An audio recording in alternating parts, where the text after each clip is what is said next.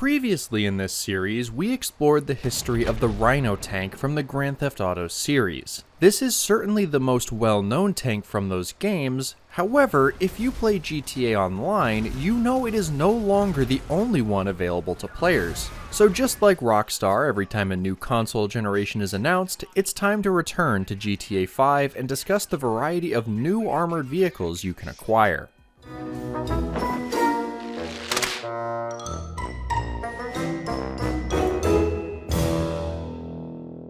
Really quick, before we get into today's video, I just want to let you know that I have a bunch of new merch designs now available. Whether you want some stickers, a tank-themed X-Files poster, some tank camo swim trunks, or any of the other designs, you can do so using the code BELIEVE at checkout. Your support helps me keep making these videos, as well as allowing me to rely less on sponsors, so I really appreciate all of you who choose to do so. Enough shilling though, let's get back to the video. Within the many updates to GTA Online attempting to milk shark card purchases from players, there have been a variety of new military vehicles added to the game. Among these wildly overpriced options are a small number of new tanks and armored vehicles. As far as tanks are concerned, you now have the choice of either the original Rhino tank, the Khanjali, the mini RC tank, and the Scarab. However, since only discussing these would make for a fairly short video, I want to include some tank-adjacent vehicles as well, so I'll also be discussing the APC and Halftrack. If you like this video and want to see me do one covering all the military vehicles in-game and comparing them to their real-life counterparts, let me know and I'll consider doing that in the future. For now though, let's start with the RC tank. The Invade and Persuade tank is a fairly bizarre looking vehicle which allows its operator to remotely control it and its 4 weapons options. Capable of being equipped with an autocannon, flamethrower, rocket launcher, and plasma cannon, this small vehicle can certainly pack a punch. Despite its small size, it features fairly good armor, being essentially immune to LSPD and resistant to missile attacks, although it can be sent flying by making even slight contact with enemy vehicles. The firepower of the stock cannon leaves a lot to be desired, with it being relatively ineffective against vehicles, but it does have decent accuracy. Unfortunately, this is hindered by the abysmal gun elevation with only 25 degrees of elevation and 5 degrees of depression. This means you will struggle at shooting down even basic police helicopters, let alone one controlled by a player. I tested all 4 of the available weapons, which require visiting Los Santos Customs to swap between, meaning you have to pay for them each time you decide to swap. From my experience, the flamethrower is completely useless, with it doing almost no damage to vehicles and having barely any range. The rocket launcher is a bit better, with it able to 2-shot most cars, but it similarly has lackluster range, leading to it being annoying to use. The stock cannon and plasma cannon are the 2 best from my experience, with the plasma cannon basically just being a cooler version of the regular gun, which can also fire faster. This comes at a price of about $250,000 though, so I don't know if it's really worth it since you still have to deal with the inability to shoot at aerial targets or anything slightly below you. The mobility is similarly lacking, as to be expected by an RC vehicle with a relatively low top speed, making it hard to outrun police when you inevitably let the intrusive thoughts win and get a wanted level. Definitely a fun thing to mess around with, but not sure it's worth over $2 million. There might be another use for this I'm not aware of, so if you know any, please tell me about them in the comments. There isn't any direct real-world vehicle to compare this one to, although we do see countries like Russia experimenting with the concept of drone tanks. The concept can even be traced back to World War II, with remote-controlled vehicles like the Goliath-tracked mine used by the German army. The ability to have a fairly small, well-armed and armored vehicle controlled entirely remotely is certainly a desirable option, but if or when it will actually become common, I cannot say. Given the massive increase in the use of both drones and interest in robots for military use though, I think it is quite likely that we will begin to see more vehicles of this type being put forward by various military manufacturers. One last interesting fact regarding this vehicle is that this is not the first RC tank in a GTA title, with GTA San Andreas featuring a remote-controlled Tiger tank. The next tank, and probably the reason you clicked on this video, is the TM02 Khanjali. This one is very obviously modeled after a real-world vehicle, that being the PL01. This futuristic looking tank is not actually a real production vehicle, rather it is a concept design built on a Swedish CV90 hull. The project never really went anywhere, but it has become a popular vehicle for many tank enthusiasts and journalists, likely due to the futuristic styling.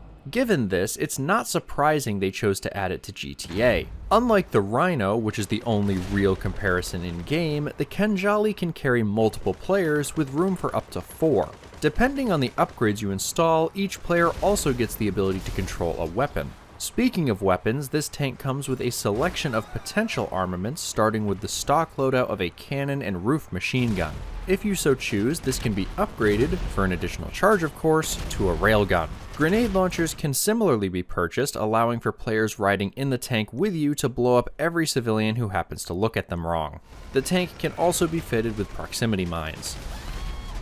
Although not a tank, the APC, which stands for Armored Personnel Carrier, is another vehicle we can directly connect to a real-world vehicle. Although not an exact match, it is clearly based on the Soviet BRDM-2. The real-world design, which started production in the 60s, lacks the large side viewports featured in the GTA version, but the overall shape and the pair of square windows on the front are copied directly from it. Like the Rhino we discussed in a previous video, this is not the first appearance of the APC, with it being almost identical to the one featured in GTA 4's Ballad of Gay Tony before being added to GTA Online. The in-game example shares many features the real vehicle has, including the ability to swim, with the BRDM-2 being designed as an amphibious recon vehicle. The similarities continue, with one upgrade even allowing you to mount surface-to-air missiles like that seen on some real-world modified vehicles. It is a bit of a shame they didn't also include the anti-tank missile launcher variant.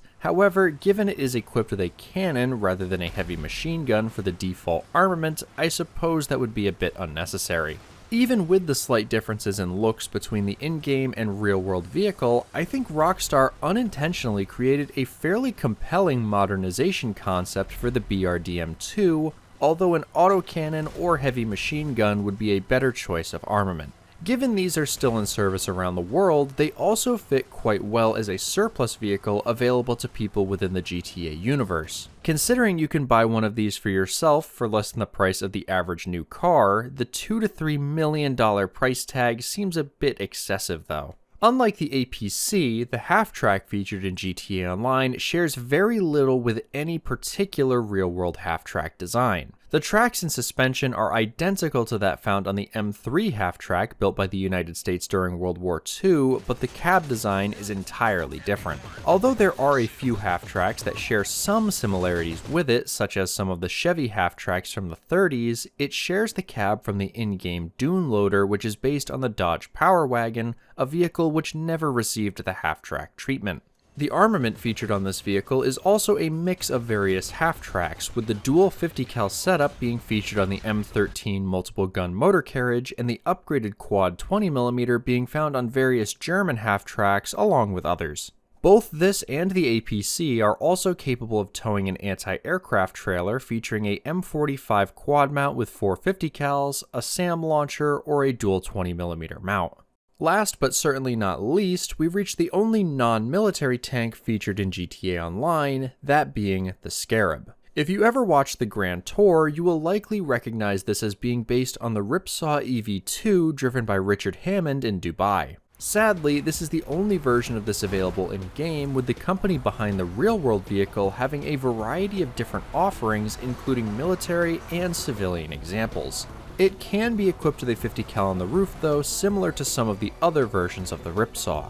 Alternatively, you can also equip it with a variety of proximity mines and even a laser machine gun. You can try this one out for yourself as part of the Brute Force File mission where you steal an example from Fort Zancudo. Funnily enough, this is the cheaper option, even with it requiring you or a friend to buy the new garment factory business for $2.35 million, as the Scarab sells for $3 million unless you unlock the trade price through the Arena Wars. So which of these vehicles is your favorite to use, or just your favorite design? Let me know in the comments. Be sure to also let me know if you'd like to see another video going over all of the military vehicles in GTA Online and comparing them to their real-world counterparts, or the closest ones I can find. If you like this video, consider supporting the channel by picking up some of my tank-themed merch available at the link below using the code BELIEVE to save on all the designs, or become a Conely fan like all the people listed here. That's all I have for you today, but popping up on your screen now are some of my other videos you should check out and a button you can click to subscribe and make sure you catch my next video. Hope to see you there.